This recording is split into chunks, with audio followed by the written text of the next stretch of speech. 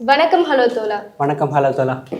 என்னப்பா எஸ்ஐஆர் அப்படின்னா என்னன்னு தெரியுமா உனக்கு? அது ஏன் தெரியாது, அதான் இப்போ ட்ரெண்டிங்காக போயிட்டு இருக்கு. ஏதோ ஒரு நிமிஷம் உடனே சர்ச் பண்ணி சரி இப்படிதான் எஸ்ஐஆர்னா என்ன நடக்குதே தெரியாம இருக்கும். ஸோ அதை பத்தி தான் இன்னைக்கு நம்ம வீடியோ பார்க்க போறோம். அது தொடர்ந்து நிறைய விஷயங்கள் நடந்திருக்கு. ஸோ அதை தான் இன்னைக்கு நம்ம பார்க்க போறோம். வாங்க வீடியோக்குள்ள போலாம். என்னப்பா சர்ச் பண்ணி பார்த்துட்டியா? எங்க இப்ப சொல்லு பாப்போம். ஸ்பெஷல் பார்க்காம சொல்லு. ஸ்பெஷல் இன்டென்சிவ் ரிவிஷன் என்ன என்ன அப்படின்னா என்ன புரியுது உனக்கு? அதுல அதாவது என்ன அப்படின்னா, இப்போ நம்ம பிஜேபி இருக்குல்ல, இந்த பிஜேபி அப்படின்னாலும் உங்களுக்கு எல்லாருமே தெரிஞ்சிருக்கும்னு நினைக்கிறேன். அதாவது இந்த சாதி வெறி பிடிச்சவங்க, அதுக்கப்புறம் தாழ்த்தப்பட்ட மக்கள் வந்து இன்னும் தாழ்த்திட்டு இருக்காங்க அப்படின்னு தான் போயிட்டு இருக்கு. இன்னும் வரைக்கும் இப்படி தான் போயிட்டு இருக்கு. இப்போ என்னன்னா, அடுத்து வர எலெக்ஷன்ஸ்ல ஜெயிக்கணும் அப்படின்னுக்காக, அடுத்த வர எலெக்ஷன்ஸ்ல அவங்க ஜெயிக்கணும்னா ஓட்டு போடணும். ஓட்டு அவங்க எல்லாம் யாரெல்லாம் போடுவாங்க? அவங்களோட சாதிக்காரங்க மட்டும் தான் போடுவாங்க. ஏன்னா வந்து சாதி வெறி பிடிச்சவங்களுக்கு வந்து சாதிக்காரங்க மட்டும் தான் சப்போர்ட் பண்ண தவிர மற்ற எல்லாருமே சப்போர்ட் பண்ண மாட்டாங்க. அந்த மாதிரி இப்போ அவரோட சாதி இல்லாதவங்க எல்லாரையுமே வந்துட்டு ஒதுக்கணும், அதாவது அவங்களோட ஓட்டு உரிமையில வந்து அழிக்கணும் அப்படின்றதுக்காக கொண்டு வந்து ஒரு புதிய ஒரு நல்ல ஒரு திட்டம் அப்படின்னு சொல்லிட்டு கொண்டு வந்த ஒரு மோசமான திட்டம் தான் இந்த திட்டம். ஆமா, தமிழ்ல இதுக்கு என்ன பார்த்தோம்னா சிறப்பு தீவிர சீர்திருத்த திட்டம் அப்படின்னு ஒரு கொண்டு வந்துட்டாங்க. இப்போ தமிழ்நாட்டில் வர இதை இறக்கி விட்டுட்டாங்க. இப்போ என்ன ஒரு விஷயம்னா, இந்த ப்ராசஸே எப்படின்னா வாக்குரிமை. இப்போ எனக்கு 18 வயசு ஆயிடுச்சுன்னா யார் முதல்ல இப்போ நம்ம தமிழ்நாட்டில் இவன் ஒவ்வொருனால வாக்களிக்க முடியும் அப்படின்னு எதை வச்சு முடிவு பண்ணுவாங்க? 18 வயசு ஆனால் அவன் வாக்குரிமை பெற்றான். அது யாரும் எனக்கு கொடுக்கணும்னு இல்லை, அது என் உரிமை. நான் 18 வயசு ஆயிடுச்சு, நான் வந்து ஓட்டு போகிற உரிமை எனக்கு இருக்கு. நம்மளுக்கு அந்த தமிழ்நாட்டில் இந்த நிலைமை. இப்போ இந்த ப்ராசஸ் மூலயமா என்ன பண்ண போறாங்கன்னா, யாரெல்லாம் ஓட்டு போடணும், யாரோட வாக்குரிமையெல்லாம் இருக்கணுன்ற கண்ட்ரோல் ஃபுல்லா இப்போ எலெக்ஷன் கமிஷன் கிட்ட போகுது. எலெக்ஷன் கமிஷன் யாரோட ஆளு நம்மளுக்கு தெரியும். அப்ப எப்படின்னா பின்புலத்தை பார்த்தோன்னா பிஜேபி. எப்படின்னா பிஜேபியோட இப்போ நோக்கம் எப்படியா இருக்குன்னா, தலித் மக்கள். பிஜேபியால யாரெல்லாம் கஷ்டப்பட்டிருக்காங்க?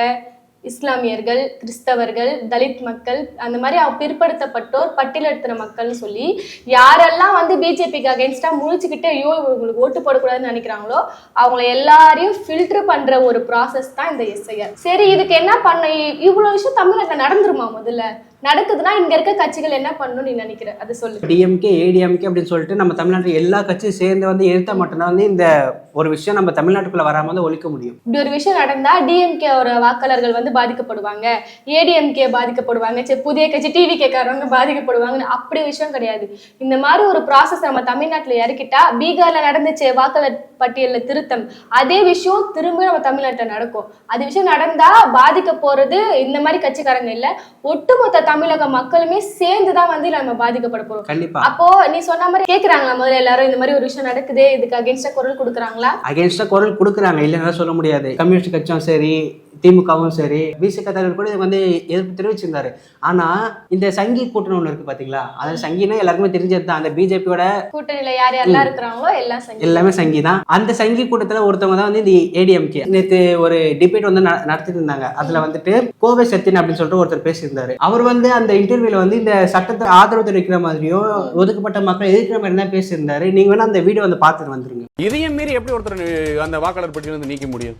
கடவுள் மாதிரியா? பேரை பார்த்தோன்னே தூக்க இருக்கு, பேரை பார்த்தோன்னே இவர் பட்டியலத்தை சேர்ந்தவர், இவர் தான் ஒடுக்கப்பட்டவர், இவர் பெதுக்கப்பட்டவர், நசுக்கப்பட்டவர், இவர் இன்னார் ஏது நாம சொல்ல முடியுமா? ஒதுக்கப்பட்ட, நசுக்கப்பட்ட, பிசுக்கப்பட்டவா? என்ன வார்த்தை இதெல்லாம்?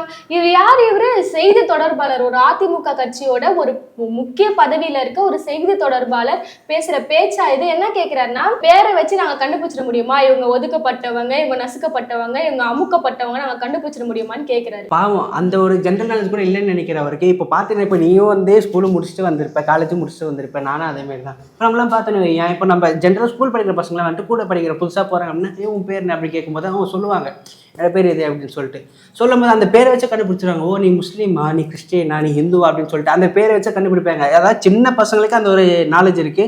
ஆனால் இவ்வளோ பேர் அதிகாரத்தில் இருக்கு, இவருக்கு தெரியல அப்படின்னு கொஞ்சம் ஆச்சரியமா தான் இருக்கு. அவர் உண்மையாலே தெரியல, நான் தெரியாத மாதிரி நடிக்கிறாங்கன்னு தெரியல. ஆனால் வந்து பார்த்தீங்கன்னா இங்கே வந்து இவர் இதை வந்து சப்போர்ட் பண்ண மாதிரி பேசிட்டு இருக்காரு. ஆனால் இதே வந்து இன்டர்நேஷனல் டிபேட்லாம் பார்த்தீங்கன்னா இது வந்து அப்படியே எதிர்க்கிற மாதிரி பேசுவார். இதெல்லாம் வரக்கூடாது, இதெல்லாம் தப்பு அப்படின்ற மாதிரி பேசுவார்.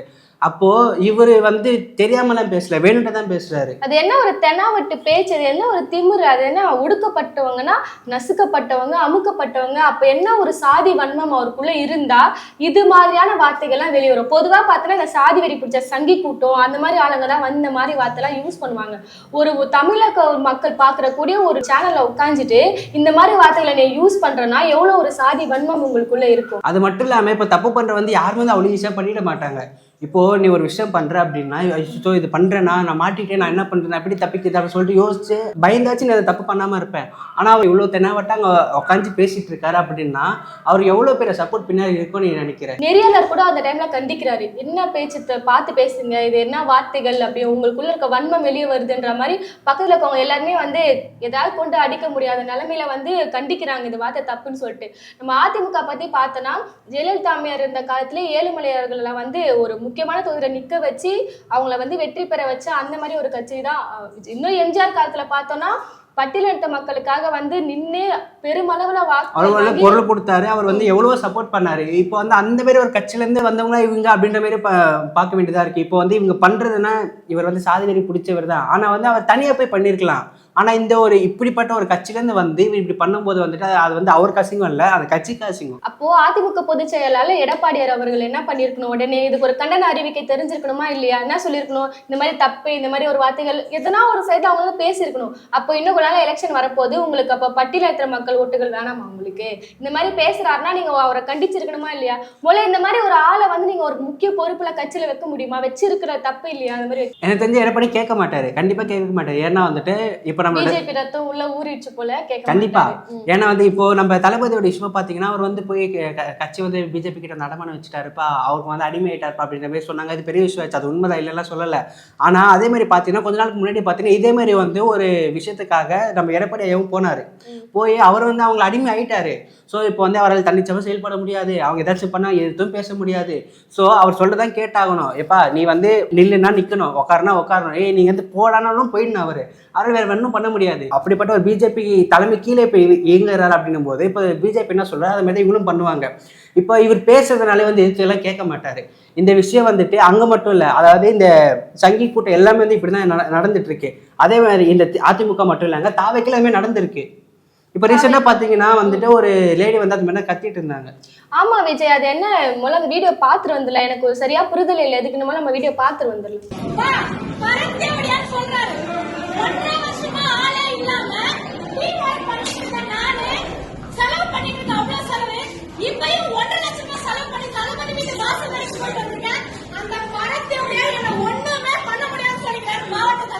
ஐயோ என்ன இது பரே, என்ன வார்த்தையை பேசியிருக்காரு ஒரு தலைவர். தாவேக்கா பெரியார் கொள்கையை பேசுறவங்க, பிறப்புக்கும் எல்லா உயிருக்கும்னு பேசுற ஒரு கட்சியில இருந்து இப்படி ஒரு மாவட்ட செயலாளர் பேசுற பேச்சா என்ன? அது சாதியை வச்சு எப்படி ஒரு பெண்ணை எவ்வளவு கேவலமா பேசிருக்காங்க. இந்த சாதியை கூட விட்டுருங்க, இந்த சாதியை அந்த ஒதுக்கிட்டா கூட அவங்க வந்து ஒரு பெண்ணை வந்து எப்படி மதிச்சு பேசணுன்றது கூட தெரியல.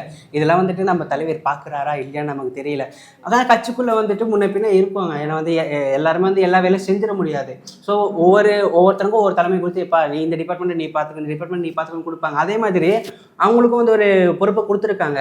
அவங்க அந்த பொறுப்பில் வந்து தன்னிச்சையாக செயல்பட்டாங்க. இப்போ 2 மாசமும் வந்து கஷ்டப்பட்டு செயல்பட்டு நான் இவ்வளோ கஷ்டப்பட்டேன் அப்படின்னு சொல்லிட்டு அதை பற்றி பேசுறதுக்காக நம்ம தளபதி வீட்டுக்கு முன்னாடிலாம் போகணும் அப்படின்லாம் சொல்கிறாங்க. அதெல்லாம் வந்து தளபதியை பார்க்க முடியல. அதெல்லாம் வந்துட்டு அந்த டிஸ்ட்ரிக்டோட செயலாளர் அந்த ஜி.கே. கதிரவன் அப்படின்றவர்கிட்ட போய் பேசலாம்னு சொல்லிட்டு போகிறாங்க. போகும்போது அவர் வந்து அசால்ட்டா அவங்கள தாண்டி போகிறாராம். அவர் தாண்டி போனதுக்கப்புறம் சரி ஓகேன்னு சொல்ல வீட்டாண்ட போய் பார்த்தா அவர் வந்து இந்த ஒரு வார்த்தையை சொல்லி அவங்களை அனுப்பியிருக்காங்க. இப்போ வந்து அந்த சாதி வெறி அப்படின்றத தாண்டி வந்து ஒரு பெண்மை இருக்குங்க. எந்த ஒரு பெண்ணுக்கும் வந்து அந்த மாதிரி ஒரு வார்த்தையை வந்து தாங்கிக்க முடியாது. இப்போ இவங்களும் சங்கில சேர்ந்தனால இவங்களும் இந்த சாதி வெறியெல்லாம் பிடிச்சி அலையிறாங்களா அப்படின்றது தெரியல. இப்படிப்பட்ட கட்சியில இருக்கும்போது எப்படி இந்த ஒரு சட்டத்தை வந்து தமிழ்நாட்டில் எதிர்ப்பாங்கன்னு சொல்ல நம்ம எதிர்பார்க்க முடியும்? ஸோ இது வந்து நம்ம எந்த கட்சியும் வந்து நம்ம அவங்க எதிர்ப்பாங்க இவங்க எதிர்ப்பாங்க அப்படிலாம் இல்லை. இந்த உரிமை வந்து நம்மளோடது, நம்ம தான் கேட்கணும், நம்ம போய் போராடுவோம். நமக்கு யாரும் ஆதரவாக நிற்கிறாங்களோ நம்ம அவங்க கூட நம்மளும் சேர்ந்தாதான் வந்து நம்மளால ஜெயிக்க முடியும். இங்கே வந்து நம்ம அவங்க நல்லது பண்ணுவாங்க இவங்க நல்லது பண்ண இல்லை. இதுக்கப்புறமாச்சு நம்ம தெளிவடைஞ்சு நம்ம வந்து இங்க நம்மளோட உரிமைக்காக நம்ம தான் போராடணும். அதாவது என்ன விஷயம்னா இவங்களுக்குள்ள என்ன இஷ்யூன்னு தெரியல. இப்ப நம்ம ஏன்னா இந்த பொண்ணு இந்த மாதிரி இந்த லேடி தான் சொன்னா உடனே என்ன சொல்றாங்கன்னா அந்த பொண்ணு வந்து டிஎம்கே ஆளு இந்த மாதிரி கிளப்புறா அப்படின்னு சொல்லுவாங்க. நம்மளுக்கு அந்த இஷ்யூ என்ன நம்ம தேவையில்லை. ஆனா ஒரு செயலாளர் என்ன வார்த்தை யூஸ் பண்ணியிருக்காரு, இந்த ஜாதி வன்மம்ன்றது தான் நம்ம இங்க முக்கியமா பேச வேண்டிய ஒரு விஷயம். ஏதோ ஒரு நடந்துட்டு போது அவங்களுக்குள்ள ஏதோ ஒண்ணு. ஆனா ஒரு சாதி பேரை சொல்லி ஒரு பெண்ணை திட்டுறனா அந்த மாதிரி அப்போ சாதி வெறி பிடிச்ச ஆளுக்கு பொறுப்பு கொடுத்த ஒரு கட்சி தான் தாவேக்காவா?